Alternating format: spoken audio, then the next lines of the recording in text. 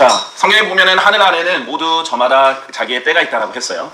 그래서 성경에서는 잠잠할 때도 있지만 말할 때가 있는 것이고 전쟁의 때와 평화의 때가 있다라고 했습니다.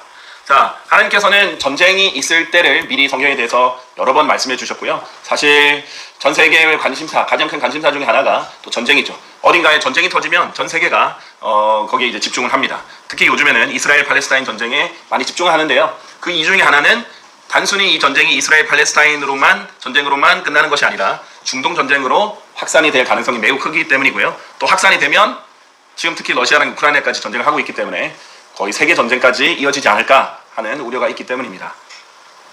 자, 그래서 벌써 중동 전쟁은 4차나 일어났던 일이죠. 그래서 이번에도 5차가 일어날 가능성이 충분히 있습니다. 없진 않아요. 그리고 세계 전쟁, 세계 대전 우리 벌써 2번이나 겪었지 않습니까? 세 번째 세계 대전이 일어난다고 해도 꼭 불가능한 거라고 얘기할 수는 없겠죠. 하지만 저는 오늘 확실히 성경에서 확실히 일어날 세계 대전들에 대해서 설명을 드리려고 합니다. 그리고 지금 유엔이 전쟁을 막으려고 사실 설립된 기구인데 이 유엔이 어떻게 끝날 것인지 유엔의 예언된 미래에 대해서 또 다뤄보고자 합니다. 자, 여러분 잘 알다시피 이스라엘은 세계의 화약고다라고 이제 많이들 합니다. 언제 전쟁이 터질지 모르는 것이죠. 이슬람과 이제 유대교는 사실 결코 합칠 수 없는 종교예요.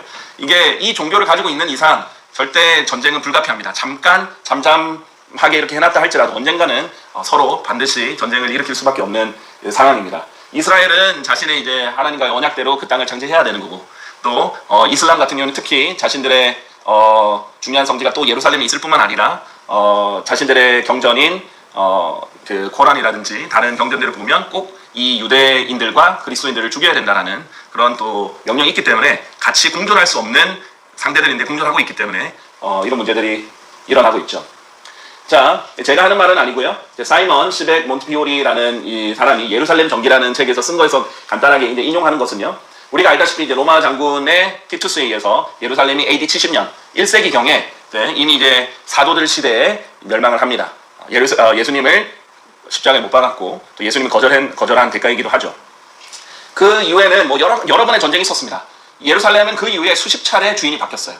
근데 이제 큼직하게 보면 십자군 전쟁들이 있었고요. 그것을 통해서 유럽의 가톨릭 세력과 중동의 이슬람 세력이 여러 번 충돌을 특히 예루살렘을 두고 했었죠. 자, 그리고 최근 들어서는 제1차에서 제4차 중동 전쟁이 있으면서 이 지역은 화약고 역할을 하긴 했습니다. 자, 이 사람이 말로는요. 천년간 예루살렘은 배타적인 유대교 지역이었다.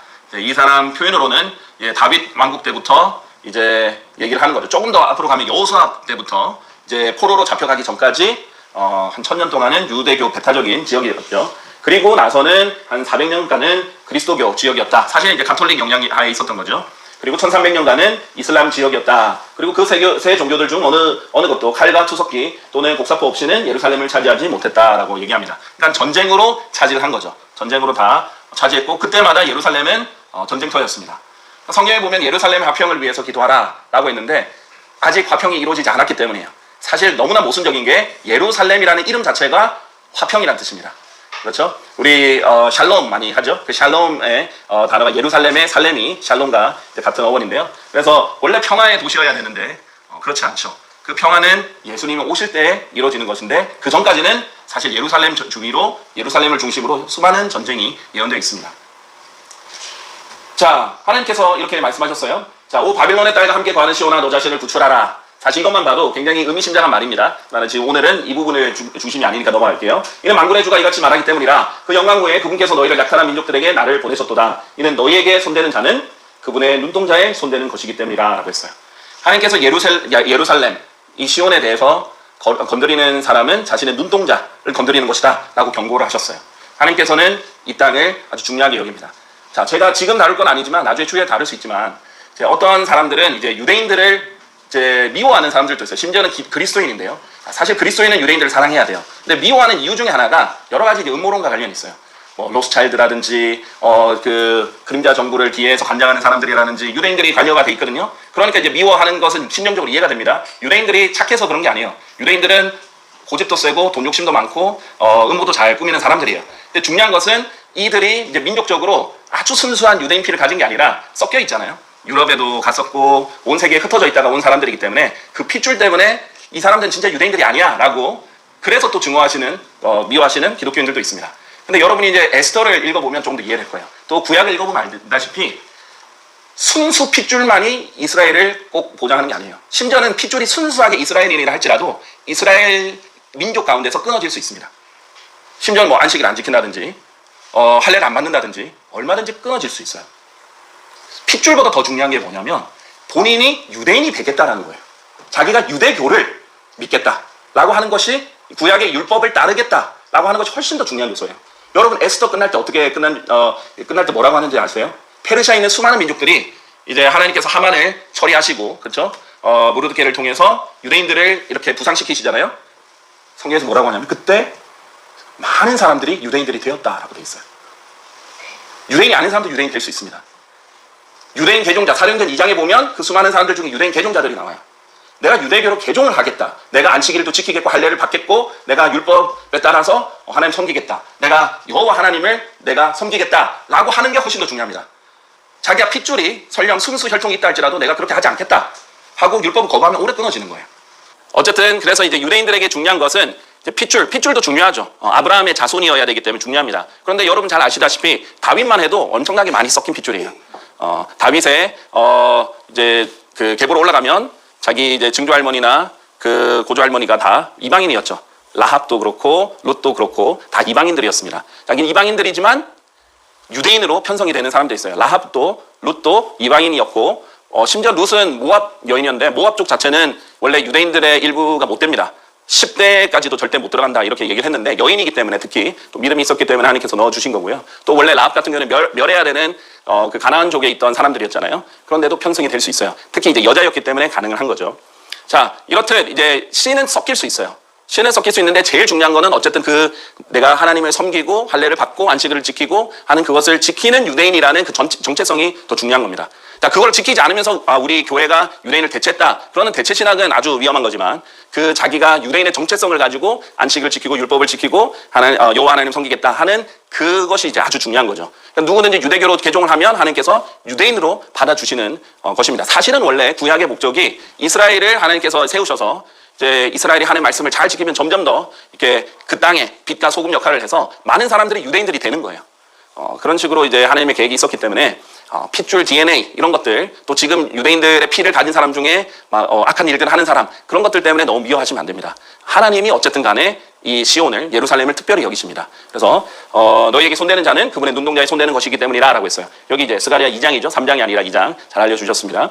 자, 시편 135편 21절에 보면 예루살렘에 거하시는 주께서는 하나님께서 예루살렘에 거하신다라는 표현까지 쓰시잖아요. 하나님께서 어떤 장소에 계속 거하신다라는 표현이 반복해서 나오는 곳이 이제 예루살렘, 곧 시온산입니다.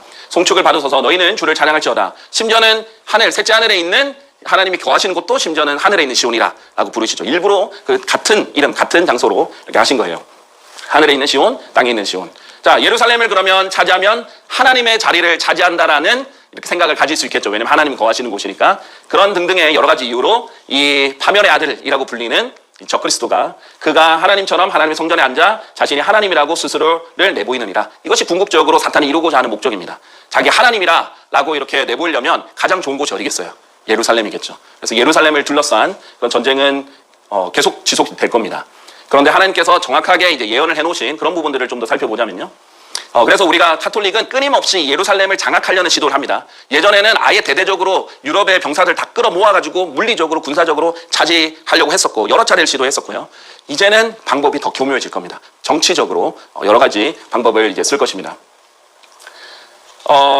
이제 스가랴서 14장에 보면요. 이는 내가 모든 민족들을 모아 예루살렘을 대적하여 전투하게 할 것이기 때문이라. 하나님께서 모든 민족들을 모아서 예루살렘을 대적하게 하신다라는 이런 세계 대전에 대한 예언들이 있어요. 제가 좌우에 가면서 하나씩 구체적으로 이제 설명을 드릴 텐데 이때 되면 끔찍하게 됩니다. 이 예루살렘이 그 도성이 점령되고 집들이 털리며 여자들이 강간당하고 그 도성의 절반은 포로로 끌려갈 거고 백성 중 남아 있는 자들은 그 동에서 끊어지지 아니하리라. 그러니까 반이 이미 끌려가고 이렇게 죽고 이렇게 되는 거죠. 근데 그때 주께서 출진하시어 그 민족들을 대적하여 싸우시리니 그가 전투의 날에 싸우셨듯이 하시리라. 자, 누군가 예루살렘 건드려서 이렇게 하면 하나님께서 출동하시는 겁니다. 자, 그리고 싸우시는 거예요. 예수님을 이 땅에 내려오게 결국은 결정적으로 내려오게 하는 요소가 예루살렘을 세상이 건드리는 겁니다. 자, 그래서 우리 세계 대전들에 대해서 좀 더 살펴볼 건데요. 그런데 거기에 핵심은 유엔입니다. 유엔. 지금 우리 인류 6,000년 역사 동안 이만큼 세상이 하나로 연합되었던 경우에는 바벨탑 사건 이후는 없어요. 세상이 이렇게 하나로 연합된 적이 없어요. 지금은 거의 공식적으로 나라라고 인정받은 모든 곳이 유엔에 가입되어 있다라고도 과언이 아닙니다. 뭐 바티칸 시국과 팔레스타인처럼 애매한 곳도 결국은 옵서버로 활동을 하거든요. 자, 그래서 이들은 평화를 위해서 모였죠. 평화가 가장 큰 슬로건입니다. 그런데 예수님이 없이 평화를 이루는 것이 목적입니다. 자, 그래서 성경에서 오늘 볼 것은 앞으로 3번의 세계대전이 정확하게 예언되어 있다. 못해도 3번 더 세계대전이 있다는 거예요. 자, 제가 여러분께 이걸 알려드리는 목적 중에 하나가 이겁니다. 이 땅에 희망을 품지 마십시오. 이 세계 정치에 또 유엔이 뭐 성공할 것이다. 세계 평화를 이룰 것이다. 정부가 잘하면 뭔가 평화가 올 것이다. 결코 소망하지 마십시오. 성경의 예언은 절대 틀릴 수가 없습니다. 잠깐 평화처럼 보이는 것이 몇 년 있을지는 모르겠어요. 그러나 결코 성공하지는 못합니다. 자, 먼저 미리 예언된 세계대전들 중에 첫 번째 세계대전. 만약에 예수님이 우리를 이제 우리 교회를 공중 재림하셔서 데려가시기 전에 세계대전이 없다면, 지금 세계대전이 있을 수도 있겠죠. 휴거 전에도. 하지만 만약에 없다면 이것이 세계 3차 대전이 될 것입니다. 일단 마태복음 24장 6절, 일단은 서두입니다. 제자들이 질문했어요. 당신께서 오시는 것의 표적과 세상 끝의 표적이 무엇이리까? 예수님이 지상 재림하시기 전에 오시는 표적이 무엇입니까? 세상 끝에 예수님 오시면 새로운 세상이 시작되기 때문에 그 전을 세상 끝이라고 하죠. 그리고 너희는 전쟁들과 전쟁들의 소문들을 들으리라. 그 중에 하나가 전쟁들과 전쟁들의 소문입니다. 이 모든 일들이 일어나야만 하나 아직 끝은 아니므로 너희가 불안해하지 않도록 주의하라 라고 했습니다. 또 이는 민족이 민족을 대적하여 일어날 것이요 왕국이 왕국을 대적하여 일어날 것이기 때문이다. 그리고 기근들과 역병들과 지진들이 각지에 있으리라. 이 모든 것들이 비탄스러운 고통들의 시작이라 라고 했습니다. 자, 그래서 전쟁들은 많이 있을 거예요. 하지만 이제 아주 중요한 전쟁, 세계대전으로 성경에서 이제 3가지를 보면요. 자, 아까 말씀드렸죠. 적그리스도가 그의 때에 나타내 보이기 위해 엉들고 있는 것이 무엇인지 너희가 이제 아느니라. 이는 죄악의 신비가, 우리 경건의 신비가 하나님께서 인간의 몸으로 나타나시는 거였죠. 죄악의 신부는 사탄이 육화가 되어서 나타나는 적그리스도입니다. 이미 활동이기 때문이다 라고 했어요. 그런데 적그리스도가 나타난 건 아니라도 이 신비는 활동을 계속하고 있습니다. 자, 그리고 수많은 적그리스도들이 있어요. 마지막 최후의 적그리스도는 아직 안 나타났지어도 적그리스도 자체는 계속 활동하고 있습니다. 오직 지금 맡고 있는 자가 막을 것이나 그가 그 길에서 옮겨질 때까지 막을 것이라. 자, 이 교리적으로는 좀 더 들어가야 되겠지만 간단하게 설명하면 이 적그리스도 스스로가 막고 있는 거예요. 지금 때가 안 됐으니까. 그 막고 있는 자가 막을 것이나 그가 그 길에서 옮겨질 때까지, 스스로가 옮겨질 때까지 막고 있는 겁니다. 그래서 완전히 이 때가 되면 완전히 이제 파멸의 아들이 나타날 거예요. 죄의 사람이 파멸의 아들로서 나타날 것입니다. 자, 그리고 다니엘서 11장 21절 보면 그리고 그의 영제에서 한 비열한 인물이 서리니, 자, 이 비열한 인물이 적그리스도와 관련이 있는 인물인데요. 그들은 그에게 왕국의 영예를 주지 아니하리라. 그러나 그는 평화롭게 들어와서, 평화가 아주 중요합니다. 슬로건이에요. 아첨들로 그 왕국을 얻어내리라. 아첨하는 거예요. 좋은 말, 듣기 좋은 말을 해서, 거짓말이라도 상관없습니다. 듣기 좋은 말로 이 평화를 얻고 그 왕국을 얻어낼 겁니다. 말로 얻어내는 거예요. 참 교묘하죠. 전쟁이 아니라 결국은. 자, 그래서 이 말에 넘어갑니다. 이스라엘이 넘어가서 적그리스도와 언약을 맺는데 성경에서는 사망과 맺었다. 너희가 사망과 언약을 맺었다. 그러니까 이스라엘이 예수님을 신뢰를 안 하고, 이 대환란 때 예수님을 신뢰를 안 하고 이 적그리스도를 신뢰를 하는 거예요. 그러니까 예수님을 신뢰 안 하니까 결국 맺는 언약이 사망과 맺는 언약이에요. 지금 이스라엘도 마음대로 못하죠. 자꾸 세계 이 국가들을 눈치를 자꾸 보잖아요. 거기에 유엔에 속하려고 하고 그런 것들이 있는 거예요. 그런데 결국 이 언약은 이제 무효화가 될 겁니다. 그래서 제가 이제 여기서 직접적으로 인용돼야 될 구절이 이제 계시록 6장입니다. 계시록 6장. 근데 계시록 6장에 대해서는 제가 한번 자세히 다룰 게 있을 것 같아서 좀 미뤘는데, 계시록 이제 6장에 보면 말탄자들이 이제 나오죠. 그 말탄자들이 나오면서 큰 전쟁을 가지고 옵니다. 자, 그때 세계 대전이 이제 큰 전쟁이 일어날 건데 세계 인구가 어마어마하게 줄어들 거예요. 자, 그 부분에 대해서는 다음에 이제 기회가 될 때 자세히 다루겠습니다. 일단은 지금 간략하게 설명을 합니다. 이 적그리스도가 나타나는 시기에 또는 이제 완전히 드러나기 전에 일어날 세계 대전 이고요. 두 번째 미리 예언된 세계 대전들은 이제 아마겟돈 전쟁이라고 여러분이 아시는 전쟁입니다.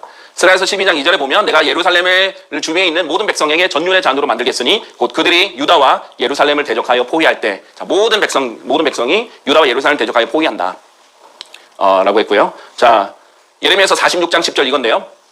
만군의 주 하나님이 유프라테스 강가의 북쪽 지방에서 희생 제물을 얻을 것이기 때문이라. 자, 이게 지금 중동 지도인데요. 예루살렘이 이제 이쪽쯤에 있죠. 그 다음에 시리아 다마스커스가 이쪽에 있고, 이 중동, 여기 이란에 있고요. 이 중동 지역을 관통하는 이 강이 바로 유프라테스 강입니다. 유프라테스 강의 북쪽이 이제 시리아가 있는 거거든요. 그래서 지금 유프라테스 강가 북쪽을 얘기하고 있고요. 그 강의 물이 말라버렸으니 이 유프라테스 강이 굉장히 큰 강인데 말라버릴 것이고 동방의 왕들의 길이 예비되게 하렵니다. 동쪽에서 동방의 왕들이 어마어마한 군사들, 2억 명이 넘는 군사들과 함께 쳐들어오는 그런 것이 계시록에 상세히 예언이 되어 있습니다. 우리가 흔히들 잘 알고 있는 아마겟돈 전쟁이죠. 반드시 일어날 전쟁이에요. 근데 어디를 향해 옵니까? 예루살렘을 향해 옵니다. 그러니까 이게 세계 3차 대전들이 다 예루살렘과 관련해서 전쟁들이 세계 대전들이 예언되어 있습니다. 그리고 그날에 이러한 일이 있으니 주께서 보세요. 하나님께서 그 강의 수로부터 이집트의 개울까지 물리치시리라. 자, 이 이집트의 개울까지 물리치시리라. 그리하면 오 너희 이스라엘 자녀들아 너희가 하나씩 모이리라.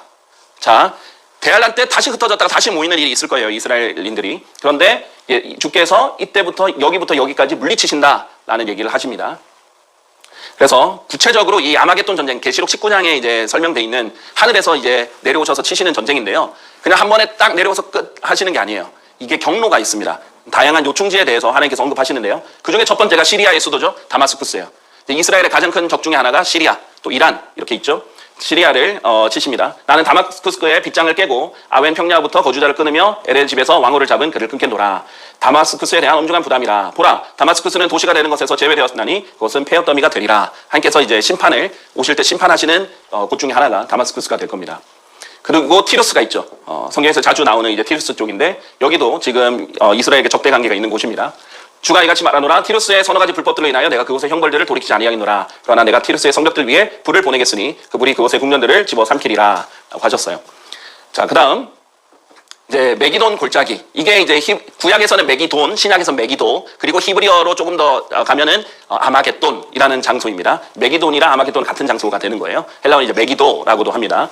자, 그래서 그날에는 예루살렘에 엄청난 애국이 있으리니 마치 메기돈 골짜기에 하단림몬의 애국과 같으리라. 스가랴서 12장 이렇게 얘기했습니다. 이 관련된 게 다 지금 아마겟돈 전쟁과 관련이 있어요. 그런즉 그가 히브리어로 아마겟돈이라 불리는 장소로 그들을 한데 모았더라. 지금 이 전쟁을 어마어마한 병력이 모일 수 있는 장소거든요. 이 골짜기인데 이 장소에 세계대전을 치르기 위해서 유엔의 군대들이, 전 세계 군대들이 이렇게 모이는 겁니다. 여기서 이제 큰 전투가 벌어질 겁니다. 예수님께서 다마스커스도 치시고 티루스도 치시고 그다음에 무기또 이 골짜기에서 유엔 군대를 치시겠죠. 그러니까 결국 유엔은 이스라엘 편에 결국 안 쓸 겁니다. 이스라엘이 헛된 소망을 품고 있는 거예요. 유엔이 자기 편이 될 줄 거라고. 언약도 맺을 거예요. 잘못된 희망을 품은 거죠. 자, 그리고 가자도 하나님께서 치실 겁니다. 직접 치실 겁니다. 지금 이제 문제가 일어나고 있는 것이 바로 이 가자죠. 주가 이같이 말하노라. 가자의 서너 가지 불법들로 인하여 나는 그 형벌을 돌이키지 않겠노라. 그러나 내가 가자의 성벽 위에 불을 보내겠으니 그 불이 그곳에 궁전들을 집어 삼키리라. 특히 아모스에서 하나하나 잘 이렇게 예언을 해두고 계십니다. 그리고 이집트로 이제 치십니다. 이집트에 대한 온전한 분담이라. 보라, 주가 빠른 구름을 타고 이집트로 들어오리라. 재림 상황이죠. 그리고 그리하면 이집트의 우상들이 그의 면전에서 동요할 것이요 이집트의 마음이 그곳의 중심에서 녹아내리리라. 이렇게 지금 이집트 주변의 적대 국가를 다 치십니다. 지금 이집트는 이스라엘과 약간 몇 번 중동 전쟁에서 이렇게 부딪힌 이후로 직접 공격은 안 하고 있는데요. 그래도 지금 여기는 이제 이슬람 국가이기 때문에 언제든지 이스라엘을 칠 수 있는 곳이에요. 확 돌변하겠죠. 자, 등등 이런 지금 구도를 이 외에도 상세하게 보면 이 세부적인 내용들이 여기 더 있습니다. 그러나 이런 이제 이슬람 국가들에 치는 것을 하나님께서 직접 예언을 하셨어요. 이 경로가 사실 출애굽 경로랑 또 연관이 있습니다. 그래서 예수님께서 다시 돌아올 때 이 출애굽 경로를 다시 한번 재현을 하신다라는 것이 또 성경에 나와 있는 내용이고요. 자, 그때는 어떤 일이 일어나냐? 대규모 전쟁이 일어나요. 아마겟돈 전쟁은. 왜냐하면 그 전에 계시록 6장에 있는 전쟁은 서로 이제 인간들끼리 치고받고 싸우는 거지만 이 전쟁은 온 세상이 예루살렘과 하나님을 대적해서 싸우는 거거든요. 근데 예수님이 오셔가지고 다 쓸어버리실 거예요. 그래서 이 아마겟돈 전쟁이 이제 독특한 전쟁인데요. 하나님께서 직접 말씀하세요. 내가 홀로 포도즙틀을 밟았도다. 결국 예수님이 혼자서 다 쓸어버리십니다. 우리가 그 뒤에 그리스도인들이 예수님 재림하실 때 같이 와서 하나님의 군사들이 따르긴 하겠지만 직접 사실 실질적인 전투는 하나님이 다 하시는 거죠. 그리고 백성들 중에서는 아무도 나와 함께하지 아니하노라. 이는 내가 나의 분노 가운데서 그들을 밟을 것이요. 보세요. 이 포도즙 틀을 받는 것이 이 비유입니다. 진짜 포도를 밟으신다는 게 아니라 사람들을 밟아서 피가 튀기는 것을 마치 포도즙 틀을 밟아서 튀기는 것처럼 비유하시고 이 사람들을 밟으실 거예요. 나의 노염 가운데서 그들을 밟아 뭉갤 것이기 때문이라. 그리하면 그들의 피가 나의 의복들 위에 뿌려질 것이요. 나는 나의 모든 의상을 얼룩지게 하겠노라. 이게 피가 다 튀어서 이 옷이 완전히 붉게 물들어 버립니다. 그래서 요한계시록 19장 13절, 19장이 이제 아마겟돈 전쟁에 대해서 직접적으로 잘 말을 하죠. 그분께서 피 속에 담겼던 겉옷으로 옷 입혀 지셨더라. 그러니까 원래는 흰 의복인데 빨간 의복을 입고 오시는 겁니다. 이 땅에 계시는 겁니다. 그리고 그분의 이름은 하나님의 말씀이라 불리시니라. 예수님이시죠. 그분이 오시는 거예요. 결국은 유해는 하나님을 대적해서 예루살렘으로 진격을 할 겁니다. 자, 이때 예루살렘은 이미 이제 회개한 상태예요. 남은 자들이 되는 상태예요. 자, 그래서 뭐 로스차일드든 누구든 걱정하실 필요 없어요. 어차피 예수님을 받아들이지 않는 대부분의 이스라엘 사람들은 남은 자에 속하지 못합니다. 그 사람들 하나님께서 구원하시는 게 아니라 남은 자들, 진짜 순수하게 이제 예수님을 찾는 특히 대할란 때의 남은 자들이 예수님께 구원을 받는 것이기 때문이죠. 자, 그리고 얼마나 피가 많은지 계시록 14장 20절에는요. 그리고 그 포도즙들이 도성 밖에서 밟혔고, 자, 예루살렘 바깥쪽에서 밟히는 거죠. 이 무기토 골짜기가 예루살렘 밖에 있습니다. 피가 포도즙들 밖으로 났는데 심지어 말의 이 굴레들까지도 닿았다 이거죠. 말이 높잖아요. 말을 타고 있는 높은데 거기에 닿는다는 거죠. 1600펄롱의 공간까지 이르렀더라. 자, 1600펄롱 8분의 1마일입니다. 220야드예요. 딱 떨어지죠.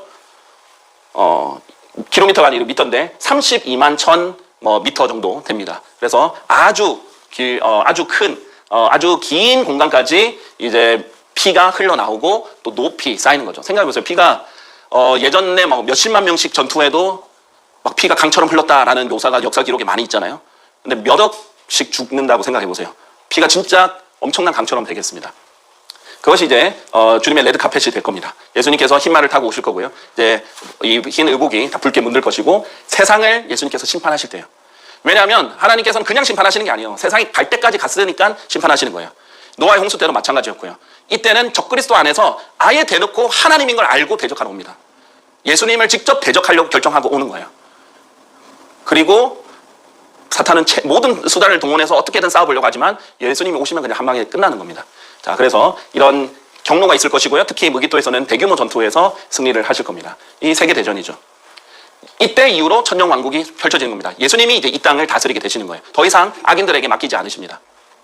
자, 그런데도 불구하고 한 번 더 세계대전이 성경에 명확하게 예언되어 있는 곳이 있습니다. 바로 이 천년왕국이 다 끝나고 나서 마지막에 있을 부분이에요. 그리고 그 천년이 다 끝나고 나면 사탄이 그의 감옥에서 풀려날 것이요. 나가서 땅의 사방에 있는 민족들, 곧 곡과 마곡을 속이고 그들을 함께 모아 전투를 하게 할 것이라. 그들의 수는 바다의 모래 같으니라. 참 희한한 거는 이 천년왕국 동안 예수님을 직접 눈으로 보고 이 기적들을 눈으로 보는 사람들도 결국 사탄이 풀려나면 많은 사람들이 그 반역에 참여할 거예요. 마지막으로 예루살렘을 보위해서 일어날 것입니다. 사탄이 먼저 풀려날 것이고요. 그러면 땅의 사방에 있는 민족들을 함께 모을 것입니다. 자, 불만을 자극하고, 그렇죠? 예수님께서는 오시면은 철장으로 다스린다 그랬죠? 철권 통치를 하십니다. 가차 없어요. 율법보다 더 강화된 율법을 가지고 바로 즉각 심판을 하십니다. 지금처럼 심판을 하는데 오래 걸리지도 않아요. 죄를 짓고도 권력이 있으면 피할 수도 없어요. 즉각 심판하고 철장으로 심판하시고 아주 강한 형벌을 주세요. 불만을 일으키겠죠? 사람들을 모은단 말이죠. 그래서 일단은 다양한 지방을 모을 겁니다. 일단은 이 에스겔서 38장이 곡과 마곡이 언급되어 있는 곳인데 여러 가지 의견들은 있어요. 하지만은 이 마지막 곡과 마곡을 모으는 이 천년왕국 후의 전쟁과 직접적으로 관련이 있다라고 이제 보는 견해가 있는데 저도 여기서 이제 일부 동의합니다. 만약에 지금 이 곡과 마곡과 관련된 전쟁이 일어난다면 100% 진짜 이 교리적으로 이때 일어나는 모두 이루어지는 성취라기보다는 이중 적용이라고 보는 것이 저는 더 타당하다고 봅니다. 자, 그리고 나서 진짜 이제 최후의 성취는 저는 에스겔서 38장은 이 곡과 마곡으로 일으키는 마지막 전쟁과 직접적인 관련이 있다고 봐요. 근데 어쨌든 그렇다고 전제를 했을 때 이 수많은 곳곳에서 이제 반란의 이 무리들이 모여서 예루살렘을 향해서 이제 모이게 됩니다. 그리고 그들은 땅의 넓은 곳 위에 올라갔고 성도들의 진영과 그 사랑받는 도성을 포위합니다. 그런데 이때도 어떻게 돼요? 하나님을 직접 대적하는 거죠. 예루살렘 누가 계세요? 예수님이 계시잖아요. 그래서 이 반란은 매우 싱겁게 끝납니다. 계시록 20장 9절에 보면 그러자 하늘에서 하나님께로부터 불이 내려와 그들을 집어삼켰더라. 끝나요. 그리고 그때 땅과 하늘을 다 태워버리십니다. 그리고 일어나는 것이 마지막 심판, 거대한 백보자 심판이 일어나는 것입니다. 그래서 우리에게는 적어도 세 개의 세계대전이 다 있습니다. 결국 인간은 마지막이 이 세상이 연합해서 하는 마지막은 결국 반란과 전쟁이에요. 그래서 하나님께서는 의로운 사람들의 무리만 가지고 이 백보자 심판에 통과한 사람들만 가지고 이제 영원 시대를 펼쳐 나가실 겁니다. 자, 우리가 이 중동 전쟁을 통해서 세계 앞으로 있을 전쟁들, 성경에서 말하는 전쟁들을 살펴봤는데요. 여러분께 알려드리는 이유 크게 두 가지는 첫째, 이 땅에 소망을 둘 거 없다. 우리 예수님 다시 오시는 것을 소망을 해야 된다. 그 다음에 두 번째는 지금 이제 일어나는 것들로 봐서 예수님 오시는 것은 정말 가까워오니까 우리가 이제 남아있는 동안 두려워 떠는 것이 아니라 우리는 기쁨으로 예수님이 속히 오시길 바라는 마음으로 구령을 하고 복음을 전하고 이렇게 예수를 섬기면서 살아야겠다. 이 두 가지를 이제 알려드리고 싶었습니다. 감사합니다.